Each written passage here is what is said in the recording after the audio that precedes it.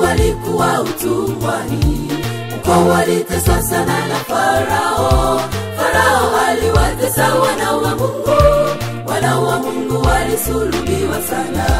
Mara sauti ya Mungu ikanena, naye Musa ikimwambia, kaambie Farao aachie wana wangu warudi katika nchi yao. Israeli walikuwa utumwani, mkoa waliteswa sana na Farao. Farao aliwatesa wana wa Mungu, wana wa Mungu walisulubiwa sana.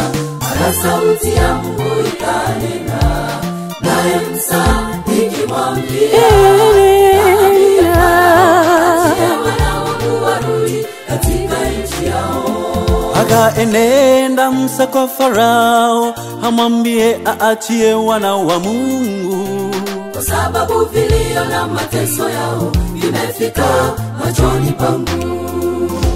Farao akamjibia Musa, huyo Mungu aliyekutuma ni nani? Atakutume uje useme, niachie watumwa wangu.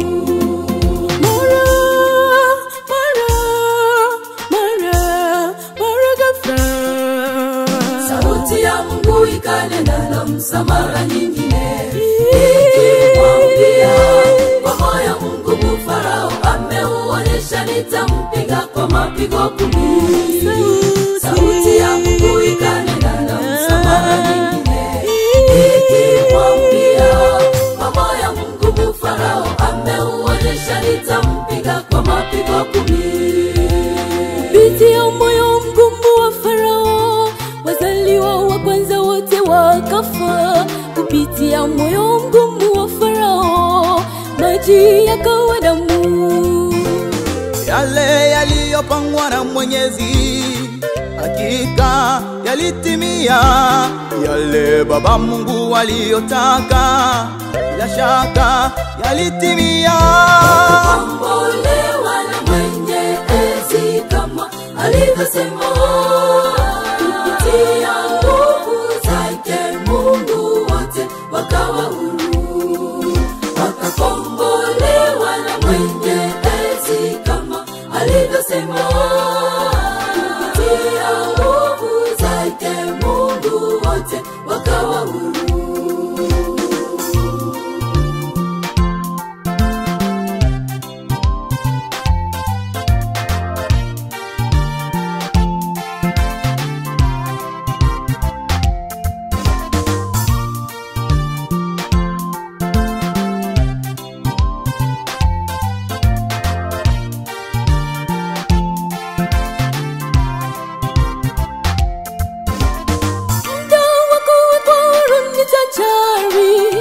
Kwa vifungo vya shetani, ili tufike mbinguni kwa Baba, tukaishi naye milele. Muda wa kuwekwa huru ni tajari, kwa vifungo vya shetani, ili tufike mbinguni kwa Baba, tukaishi naye milele.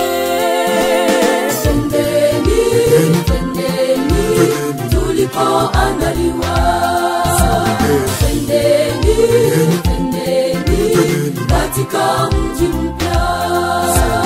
Twendeni, twendeni, tulikoandaliwa. Twendeni, twendeni, katika mji mpya. Twendeni, twendeni, tulikoandaliwa. Twendeni, twendeni, katika mji mpya.